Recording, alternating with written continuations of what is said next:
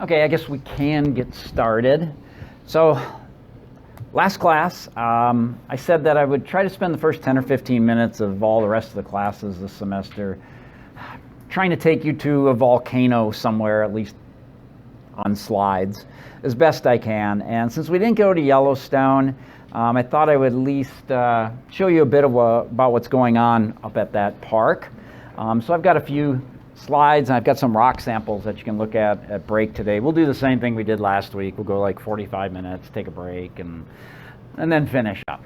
So as I'm sure most of you are aware, Yellowstone's a caldera, and I don't know where everybody is in their background, but we'll start pretty basic in this class and then get more advanced. So a caldera is a collapse feature into the Earth's crust, and it usually forms when a volcanic eruption is so big and prolonged that it starts to evacuate part of the magma chamber that lies beneath it.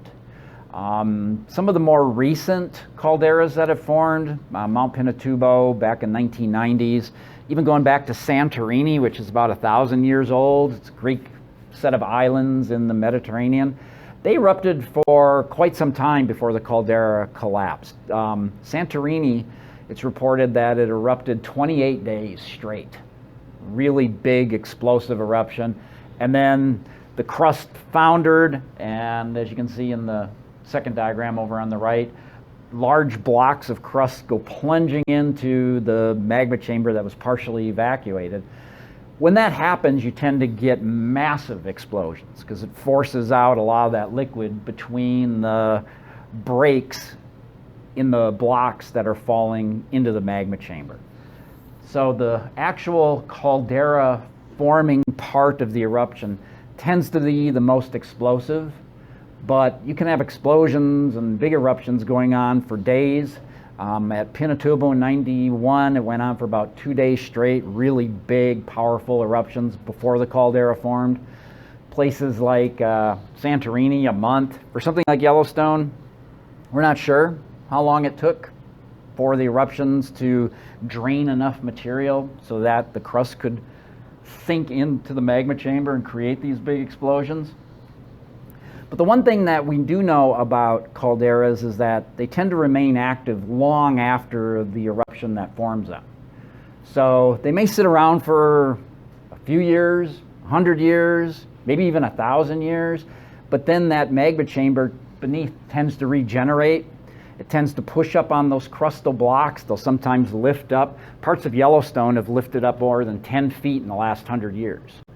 They didn't even know it was happening. They did a road survey, I think, back in the 1940s, and then they resurveyed the road back in the 1980s to put in new roads, and the survey numbers didn't match up at all. And they started looking at it, and it's like, wow, some of these areas are literally feet above where they were 30, 40 years earlier. So when they saw that rise, they started putting in lots of equipment to monitor it. And what's happening at Yellowstone is it sort of breeze. It goes up and down and up and down. It'll go up a few feet in a few years, and then it'll recede and then go up and down. Nobody quite knows what it means for future eruptions.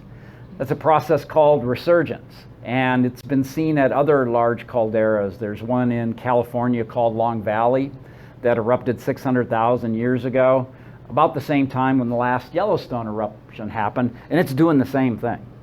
So it's sort of breeze, and nobody's really sure why. Sometimes you get eruptions. If you've been to Crater Lake in Oregon, there's a nice, cool volcano that's literally formed in the middle of the caldera over time. So these things can remain active long after the caldera producing eruption itself. So Yellowstone is an exceptionally large caldera for Earth standards. Not the biggest, but one of the biggest. I'll show you some numbers here in a couple of minutes. So this is a schematic of what they think Yellowstone looks like. So you can see the caldera itself. The caldera is huge. It's about 60 miles across, so it extends from here to DIA. And there's only one or two places on the ground in Yellowstone where you can get a sense of the caldera and even sort of see the shape. There's a mountain on the north side of the caldera called Mount Washburn. It's a little over 10,000 feet. And if you get up on top of that, you can kind of see the land to the south is all lower and somewhat flatter. That's why they call it the Yellowstone Plateau, because the center of that caldera is basically flat, but it extends so far that it looks like a plateau. It's believed that beneath Yellowstone today there is a large batch of granitic magma, probably down about 3 miles and roughly the width of the whole caldera. So it's a 60-mile wide pool of magma. Not sure how deep it extends, but several miles. And remember, granitic magma is pretty evolved. If that stuff erupts, the extrusive equivalent of granite, remember what rock type? If granite magma comes to the surface and cools on the surface, it's not granite. What is it? You guys remember from probably physical geology? It's rhyolite. Okay, so you tend to get a lot of rhyolitic magmas there. In fact, you get lots of obsidian. Obsidian lava flows are all over Yellowstone. And that's what happens when rhyolitic lavas freeze at the surface. They tend to form glass. And we'll talk a little more about that in class today. But because you have so much heat from the magma, you get lots of groundwater in this area. So it's a great area for hot springs and geysers and all sorts of hydrothermal activity. That's what Yellowstone is mostly known for, is its hydrothermal alterations, giving it yellow colors. So I don't know, how many have been to Yellowstone? Nobody's been to Yellowstone. Okay. You were supposed to take I know, I want to take you. So this is a map of the last caldera. There's actually been a number of eruptions at Yellowstone, okay? Quite a few. I'll show you, most people know about the 3 main ones in Yellowstone, but there's actually a lot more that go back through time. I'll show you a diagram in a second. But this is the outline of the caldera from the last eruption, 640,000 years ago. And if you've been to Yellowstone, when you do finally get there, driving around Yellowstone Park literally takes you all day. You will drive all day and you will not see the whole park. And yet you can see how much of the park is taken up by the caldera. Okay, now look at Yellowstone Lake. Where does Yellowstone Lake sit relative to the caldera? Parts of it are in the caldera and parts of it are out of the caldera.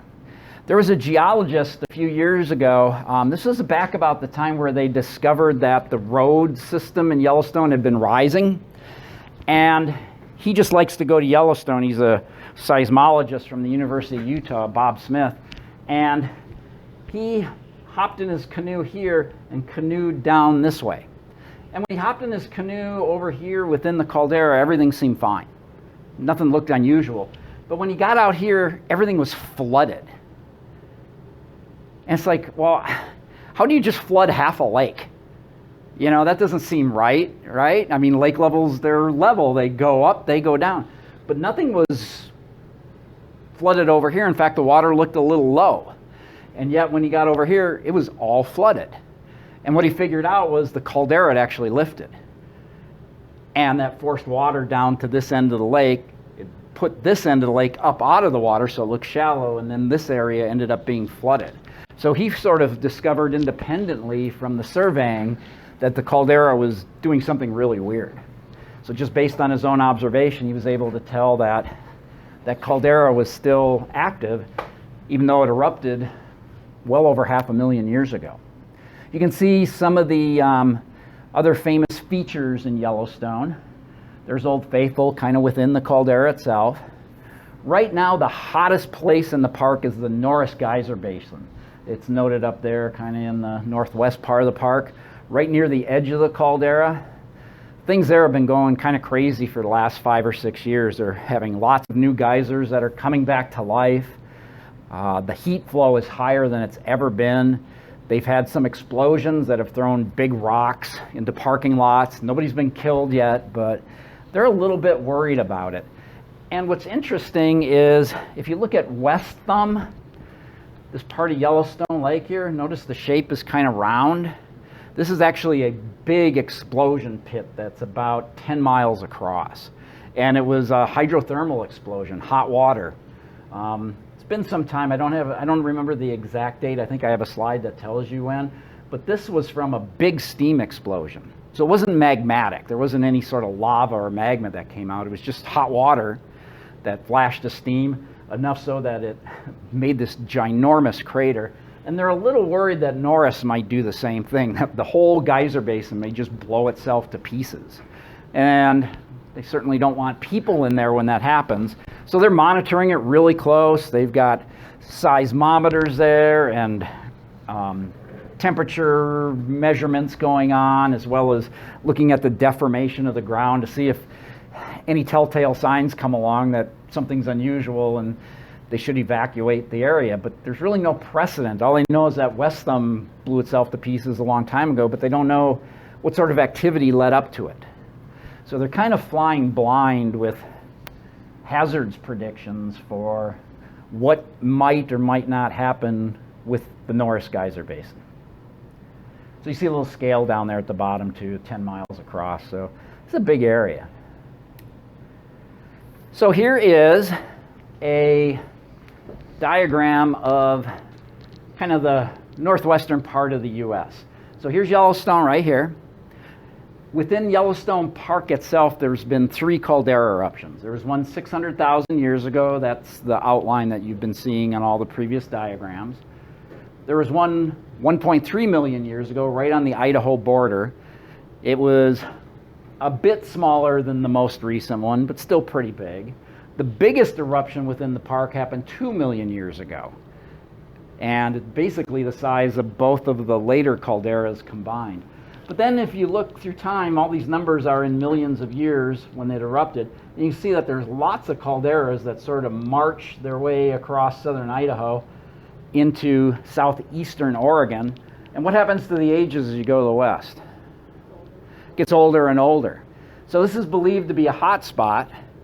And 16 million years ago, North America was much farther to the east. We think the hot spot more or less remains in place, and then the North American plate gets shoved to the west. So it just starts burning sequential calderas across the landscape. So this hot spot's been active for at least 16 million years. And very active. And active. Putting out calderas. I mean, it's not just volcanoes. No, these are big calderas. I mean, you look, they're all about the size of the 3 that are within Yellowstone. And how many are there? I don't know. There's about 10 of them. So 10 huge caldera eruptions in 15, 16 million years. So, yeah, active place. What's really curious, too, is nearby, and it's not known if these are related in any way from a process standpoint, but up here, about the same time when these calderas start forming, the Columbia River flood basalts form as well. So if you go up there, these are huge, long lava flows. They probably originate here in eastern Washington, but some of these lava flows were so long that they reach today's coast. So lava flows that are 300 miles long. So massive outpourings of basalt up in this region, about the same time where you're getting massive rhyolitic eruptions down here. Now, are they related in any way? No one's been able to say yes, but it's curious that both of them sort of started right about the same time and really not that far apart, just a couple hundred miles apart. So is there a relationship between those two, or is it purely coincidental? Nobody at this point really knows. But if you travel across sort of southern Idaho, it's just one caldera after another. There's volcanic rocks everywhere. So for a volcanic person, it's a pretty great area to spend some time.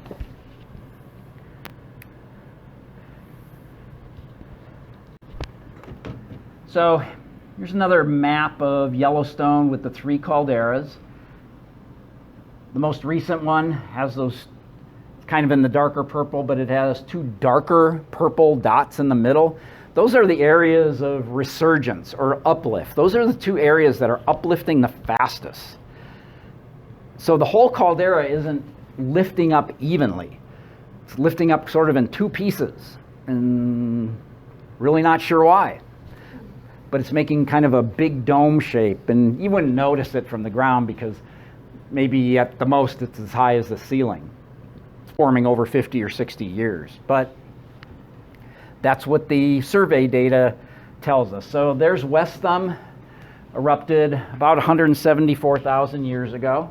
So well after the caldera forming eruption, you got this steam blast.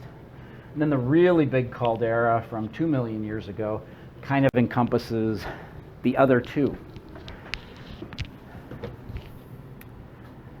So on a scale for volcanic eruptions, the 2 million year old Yellowstone eruption ranks as one of the biggest eruptions on planet Earth ever. More recently, the Toba eruption down in the southeast or southwest Pacific was a little bit bigger. One that's not on here, it's probably the biggest one ever on Earth, occurred here in Colorado, down in the San Juans. The Fish Creek Tuff was probably 4,000 cubic kilometers, so another third bigger than Toba. And it's interesting thing about Toba, there's been studies of human DNA, and if you look at mitochondrial DNA, the DNA that's passed down from your mother, they can look at mutations in that DNA, and mutations in DNA pop up at sort of a set rate. And they're looking at how many mutations are in human beings, and they're sort of tracking it through time. Long story short is the mitochondrial DNA suggests that about 74,000 years ago, human population dropped to less than 1,000 people on Earth. We almost went out. So about 30 years ago, geneticists were studying it's called the genetic bottleneck for humans. And they're seeing that, wow, you know, we almost checked out as a species about 74,000 years ago. And the geneticists had no idea at all of what could have caused that. And there happened to be a geologist who was sitting at a talk by one of these geneticists, and he goes, I know exactly what that was. So they started talking, and it's now believed that that Toba eruption almost wiped humans off the planet. Really, really close. So we almost went extinct because of a massive volcanic eruption really not that long ago. So you can see here the Yellowstone eruptions, they're on par with Toba. So where should the next eruption of Yellowstone occur?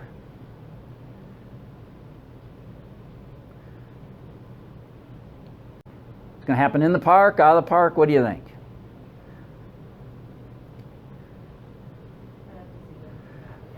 Well, so think about it, right? So you have a hot spot, right? And what's happening to the plate on top of the hot spot? It's moving to the west. So the next eruption of Yellowstone will probably take place a little bit east of the park, continuing that trend. And that's where we would have camped, was right outside the east gate of the park, right where the next eruption will probably take place. And if you look at them, do the math on this. So I don't have, well, I guess all the eruptions up here.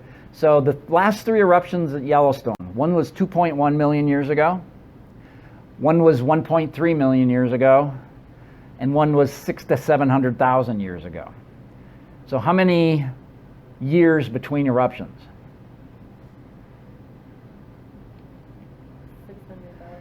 600 to 700,000 years, right? How long's it been? About 600,000 to 700,000 years. That's where all the concern comes from. That's why people think, oh, Yellowstone's going to kill people. But geologists have looked at these last three eruptions, and it looks like there's been at least 10 to 40,000 years of volcanic activity that precedes it. Lots of small little eruptions that start over a really long time scale in human terms. You know, in geologic terms, 40,000 years, it's nothing. But, you know, for us, that's a long period of buildup. So when we start getting eruptions at Yellowstone, I mean, it could happen any time, but they're not likely to cause these big calderas. But people are going to freak out if it does happen while we're still around. So you can see, let's see, there's Mount St. Helens, there's a little green dot down there. We'll talk about Mount St. Helens maybe next week. So Mount St. Helens was the last big eruption here in the lower 48 back in 1980. And it killed about 70 people, left about $1 billion worth of damage. And you can see compared to these other eruptions, it was just tiny, tiny, tiny. So volcanic eruptions can vary quite greatly in size. This shows some of the ash cover, just going out and looking for deposits of ash all over North America. This is where you can find Yellowstone ash. Basically, there are deposits still out there that cover about half the country. Now, obviously, there was more ash than this, but a lot of that ash gets blown away, washed away, and doesn't get incorporated into the rock record. So this is just where it was thick enough to be later buried and preserved. So it's probably a continental scale eruption. Definitely affect everybody who would be living in North America at the time. Would everybody die? I doubt it, but we'd certainly be impacted by it. Would it be a worldwide event? It's hard to say. Toba certainly was. Okay, so we're going to talk about things that come out of volcanoes over the next few weeks. But one thing about this granitic magma is that it's super stiff and pasty. We talked last week about the viscosity of materials. This stuff is so viscous, it essentially doesn't move. I talked about maybe it'll move this far in a day. And that actually affects it when it cools too. Because when things cool off, they want to turn into a solid, right? But in order for something to become a solid, all of the various molecules and atoms, they have to wiggle around and find compatible partners and bond together. That's how you get crystals. That's how you get minerals. But this magma is so thick and pasty that this stuff just can't move into place. So it never forms crystals, but it cools off completely. What do you get if magma cools completely but doesn't form crystals? You get glass. And that's what I have up here. So here is a hunk of obsidian. This is a really nice piece of obsidian from the Cascade Range. Probably the best obsidian you can find on planet Earth. It's amazing. There's no crystals in here. It's not technically a solid. Kind of looks like a solid, right? If I bashed you in the head with it, it would feel like a solid, right? But nothing's bonded together in here. So from an atomic standpoint, it's more like a liquid because it's not bonded together. You know, if I smacked you on the head with this, it's so viscous that it can't deform when it hits your head, so it feels solid. But glasses that humans make, if you go to, let's say, the east coast of the US, there's some churches that date back to 1700s. They're now 400 or 500 years old. They have these big, tall glass panes in the churches. If you look at the base of these hundreds of year old churches, the glass is thicker at the bottom than it is at the top. So over time it has slowly flowed down. Imperceptibly, but you get enough time, it does. And what will happen with this is that slowly over time, there's still heat acting on this, right? Just from the environment. There's some heat, so everything's vibrating. And slowly over time, things will vibrate and move enough that they'll get in position and they'll start to bond. And then a little more vibration, a little more movement, another molecule will bond, and another one will bond. And if you give it a couple million years, in this case, about 600,000 years, your obsidian starts to crystallize. And this is something called snowflake obsidian. You get these white crystals that's actually crystallized plagioclase. So over time, this starts to devitrify. This is about 2 million years old, and it's probably about 70% crystals at this point. The oldest obsidian I know is about 15 million years old. Anything older than that is completely solidified. So it's still going through the process. It just requires millions and millions of years for it to happen. So these two samples actually came from Yellowstone. So you can kind of take a look at those during break. So that's what's happening here. That's called devitrification or deglassing. It's turning into crystals. And that'll just keep growing with time, those little crystal patterns there. But it takes millions of years for it to happen. One thing else that's going on in Yellowstone is that it's not the only volcanism in the area. So over here on the east boundary of the park are the Absaroka Mountains. And these are all volcanic as well. But they're older volcanics. And most of them are andesite. andesites tend to occur where you have subducting plates. Is there a subducting plate there today? No, we have a subducting plate off of the coast of Oregon and Washington, but all of these volcanics here are in the 50 to 70 million year range. So 50 to 70 million years ago, there's actually a subduction zone probably over where modern day Idaho is. It would have been a coastline, and then this would have been a volcanic chain, really not unlike what we have in South America with the Andes. And there are some great volcanic features in that older volcanic rock that sits on the edge of Yellowstone. So this is kind of what we're thinking about here. This top diagram where you have ocean plate slipping beneath the continental plate, forming volcanoes, in this case forming those Absaroka volcanoes. What the Absarokas are really well known for are their petrified trees and forests. So this is what the area looks like. If we had camped, we would have camped actually right in that meadow right there. It's right outside the park.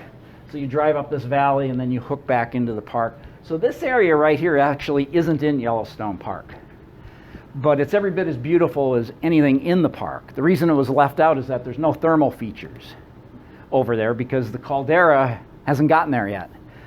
The next caldera will probably blow this stuff to smithereens. This is right where the next caldera should erupt. So this is called Pilot Peak and Index Peak. It's two of the more famous landmarks just outside the eastern boundary of Yellowstone Park. And what you find for volcanic rocks there, what's going on there? What does that look like to you?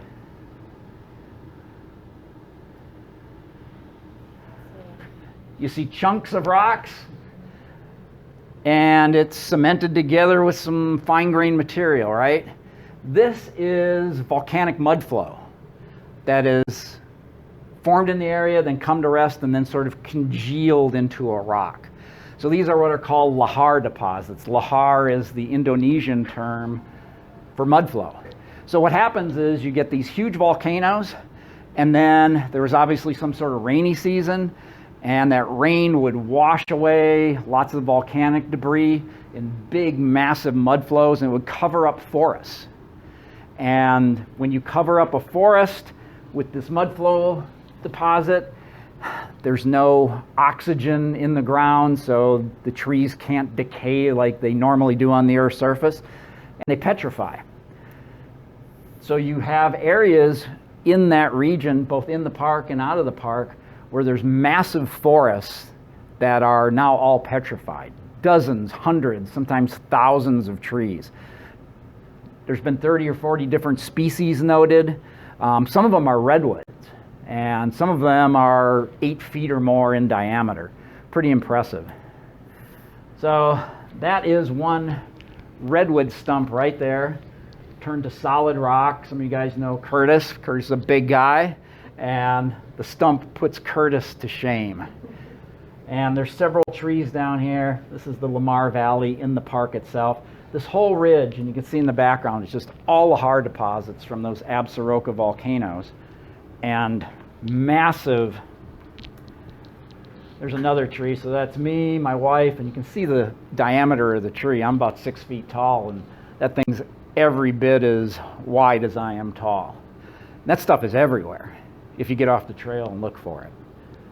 So if I get a chance, like I said, next year I would love to take a group back up there. You guys are all welcome. I'll let you go for free. So here is what the park looks like today. There's the edge of the last caldera. Again, you can see it cutting through Yellowstone Lake. I mentioned Mount Washburn earlier. That's the one place where you can climb. You can actually get to the top of this. It's about 10,000 feet. And then you can look and see this huge depression. And then the Absaroka volcanoes are over here. Okay, do you guys have any questions? So when we take a break, I'll let you come up, take a look at some of the rocks. I've written down descriptions on the board here so you can at least play with a rock or two. All right. So like I said, what we'll do the first few classes is sort of march through some of the background information that we need to know to understand why volcanoes behave the way they do.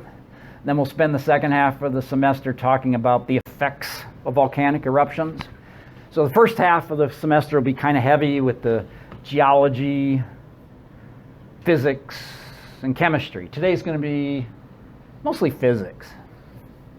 So we're going to talk about melting stuff. It's hard to melt rock. It's really hard to melt rock. And there's some requirements for melting rock. The bonds that hold rock together, as we talked about last week, are really strong. Those silicate bonds, really, really strong bonds. So they require a lot of energy. So you got to heat them up a lot to get them to the point where they will break. So a lot of our rhyolitic rocks will melt around 800 to 900 degrees. Andesites and basalts will melt around 1,000 degrees. And basalts melt around 1,100 degrees. So you have to heat this stuff up to those melting points, and that requires a lot of energy. Different earth materials heat up differently. I'll give you a good example. If you want to go and fry an egg tonight, what are you going to fry your egg in? You go home and what do you pull out of the cupboard? A pan. And what's your pan made out of? Is it made out of rock? Yes.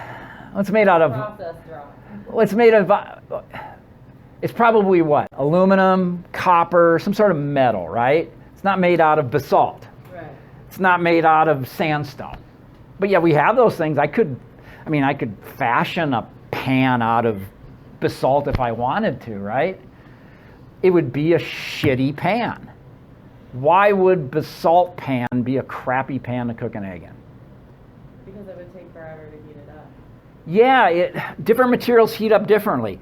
Things like rock require an enormous amount of heat to get hot.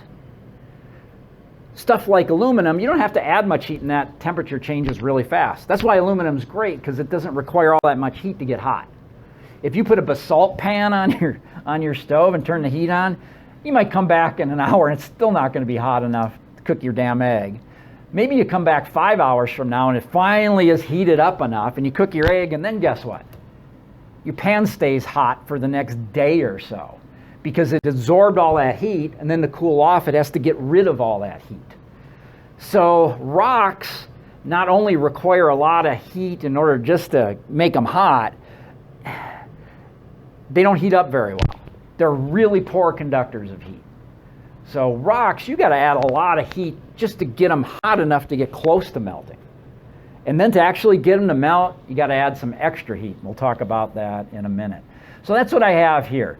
You know, the specific heat of basalt, that's a measure of how much heat is needed for every kilogram of basalt to raise the temperature a degree.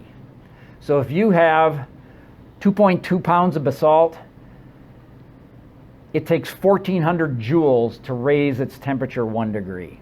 Water's even worse. It's really hard to heat water. Water has about 3 times as much specific heat as basalt. So point being, just to make this simple, different materials require different amounts of heat just to heat them up. And rocks require a lot of energy. Okay, that's just to get them hot. That's not even to melt them yet. That's just to get them close to melting. In order to melt something, you not only have to get it to its melting temperature, you then have to inject a whole bunch of more heat. Because just getting it to the melting temperature isn't going to melt anything. You have to then break the bonds to melt it, and that requires extra heat. That extra heat is something that we call latent heat of fusion. And I'm going to go through this in detail in a couple of minutes. So if you haven't dealt with this before or don't remember it well, don't worry about it. I'm going to cover it in nauseating detail here in a minute. Okay, so to melt rock, you got to heat it up. That requires a lot of energy. And then once you get it to its melting point, it's still not going to melt. You have to add in all this extra heat to break the bonds. Okay, and that's called latent heat of fusion. So let's say we have rock that melts at 1,000 degrees C. Okay? So in order to melt it, we have to heat it to 1,000 degrees C, right? And that requires a lot of energy. 1,400 joules for every kilogram of rock for every degree we want to raise its temperature. And then once we hit 1,000 degrees, all we have is solid rock at 1,000 degrees C. Now, if we want it to melt, we have to add in this extra energy called latent heat of fusion to actually break those bonds. And if you have a cubic meter of basalt, meter by meter by meter, just to break the bonds, once you get it to its melting temperature, requires about as much heat as you would generate with a 55-gallon barrel of oil. It's a lot of energy. That's just to break the bonds. You won't even raise the temperature of the material adding in that heat. All it does is break bonds. Again, I'll show you a diagram of this in a minute. It's probably easier to explain this using a substance that you know pretty well. In this case, it's going to be water. Most of you have boiled water before, right? It's not easy to boil water. You know, you turn on the stove, put the pot of water there, and temperature starts going up, right? And yet when it gets near the boiling point, it just sort of sits there for a while, right? It's really hard to get water to boil. And then once it boils, if you turn the heat off for even a second, it just stops boiling. There's a reason for that. So let's take a look at what happens with water when we heat it up. Okay, a couple of terms. You guys have all heard of calories, right? Calorie has a really specific definition. And it's actually related to water, so that's why I use water as an example. So a calorie is the amount of heat that you need to raise a gram of water. A gram of water is the same as a cubic centimeter, is the same as a milliliter. Small amount of water, right? A big drop. So in order to get a big drop of water to go up in temperature, you have to add 1 calorie for every gram of water you have. So if you have a gram of water and it's 12 degrees and you want to raise its temperature to 13, you have to add a calorie. If you add 2 calories, it'll go from 13 to 15. 10 calories, 13 to 23. And that's a little different than a food calorie. A food calorie is actually 1,000 of these things. In physics, they call it a kilocal. So 1 food calorie is actually 1,000 of these physics calories, I like to call them. The other way around. I got the other way around? Yeah. 1,000 food calories. I'll look into that. I'll look it up at halftime here. Okay. Okay, so let's start with a gram of ice at minus 20 degrees. Okay, so if we're minus 20 C, water is going to be in a solid state. So it's going to be ice. And there's a gram of it. Remember, a gram is not very much. Now I want to find out how much energy does it take to raise the temperature on that piece of ice and turn it into steam at 200 degrees C. So I want to take this ice and I want to raise its temperature to 200 degrees. Okay, so it's going to go through some changes, right? It starts out as a solid, it's going to melt, and then it's going to flash to steam, and then we're going to heat up the steam. Okay, so let's go through this whole process. Now remember, the specific heat is 1 calorie for every gram for every degree you want to raise it. Okay, so our 1 gram of ice is at minus 20 degrees. How many calories is required to raise the temperature to 0 for 1 gram of ice? Should be 20, right? You have 1 gram, requires a gram for every degree. We want to raise it 20 degrees, so we need 20 calories.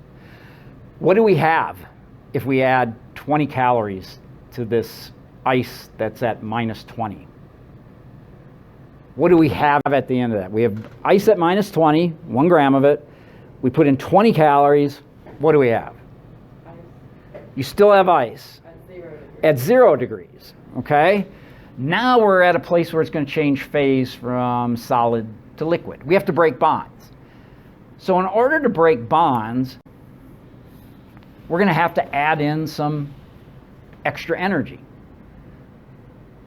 Okay, so we go from minus 20 to 0, requires 20 calories. And at that point, we have ice at 0 degrees. Now we have to add in some extra energy. How much extra energy? Well, it depends on the substance, but for water, it's a lot. It's an awful lot. It's 80 calories just to break those bonds. So if we add in that extra 80 calories, what do we have? We now have been able to break the bonds, right? We now have water at 0. We now have water at 0. So it only took 20 calories to raise the temperature 20 degrees. But then once we got to that phase change, we had to add in 80, and the temperature didn't change at all. All that heat was absorbed by the bonds to break them. So the phase change requires a lot of energy. Okay, so we now have water at 0. What if I add in 1 calorie? What do I have? 1 more calorie at this point. So I had water at 0, right? I add in 1 calorie. You have water at 1 degree. Water at 1 degree. So how many calories do I have to add in to raise the temperature to the next phase? Well, we got to go from 0 to 100, right? Water's going to boil at 100 degrees C, so we're going to have to add in another 100 calories, right? So let's summarize to this point. So to go from ice at minus 20 to 0 requires 20 calories. Then you have to break bonds to melt it. And that requires 80 calories. So we've now used 100 calories. We've raised the temperature 20 degrees, and we've melted the material. So now we want to keep going up. So if we go up another 100 degrees, we're going to use another 100 calories, right? So now we're 200 calories into this, right? What do we have now? We have water at 100 degrees, right? But what happens at 100 degrees to water if you keep adding in heat? If you add in enough heat, you'll start breaking the bonds that keeps the liquid together, and you'll turn it into a gas. And this is where the energy requirement is really ridiculous for water. It requires 540 calories. That's why boiling water is really, really difficult.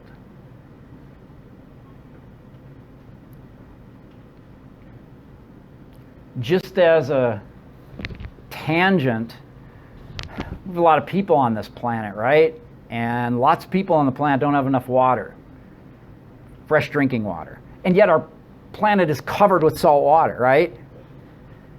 So desalinating salt water is obviously something that would be nice to be able to do, because then we would have an endless supply of fresh water for people. Well, one way of desalinating ocean water is to boil it. What you do is you boil water that leaves the salts behind, you collect the steam, you cool it off, and it turns into fresh water. But in order to boil water, you need a ridiculous amount of energy. So desalinating by, that's called distillation, is extremely energy intensive. And in fact, it's just so expensive that we basically don't do it. But this is why. It's because of this latent heat. In this case, we call it latent heat of vaporization. Do the salts and other things in the water change what's needed to boil it? Like how much energy is needed to boil it? Yeah, when you have salt water, it has a slightly different boiling point. Right. And then as you leave more and more salt behind, it becomes slightly more concentrated. So it changes it again. But bottom line is that you still just need a ridiculous amount. It requires a lot of energy. I was just, Yeah. my brain decided to take a detour. Yeah. Okay, so we started at minus 20. We added 20 calories to get it to 0. We added 80 calories to break the bonds. We added another 100 calories to bring it up to 100 degrees. And then we added 540 calories to break those bonds. So I think we're sitting, if you add it all up, at 740 calories. Now what do you have? What's our temperature and what's our state of matter at this point? Our temperature is 100 degrees, and our state of matter is steam. Steam, okay? And I said we wanted to have steam at 200 degrees, right, ultimately? So to get steam at 200, what do I have to add? Another 100 calories. Okay, so in order to go from ice at minus 20 to steam at 220 required 840 calories. What was most of that heat used for? Just to break bonds, not even to raise the temperature. So bringing that back to, 620 to change phases, only 220 to raise the temperature. So roughly 3 times as much energy just to break bonds, not even changing the temperature. So when we bring that back to rock, rock is really difficult because, first of all, the melting point is really high. We have to raise the temperature 1,000 degrees. And then once we get there, we have to add in all this latent heat as well. All right, let's take a little break, and we'll move on after this.